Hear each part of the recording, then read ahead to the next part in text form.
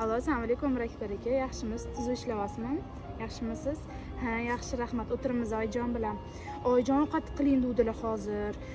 Hozir bilasiz, o'zi ovqat qilishni bilmayman. Yo'qtirmayman, yoshligimda o'rganmaganman ovqat qilishni. Hozir agar pulingiz bo'lsa, kartaga pul o'tib yuborsangiz, Dilsaroydan narsa zakaz qo'yardim Oyjonga. Bo'lmasa hozir qanaqa uyda o'tiraman, ovqat qiling deyaptilar-ku men. Ha, bo'ldi, xo'p, rahmat.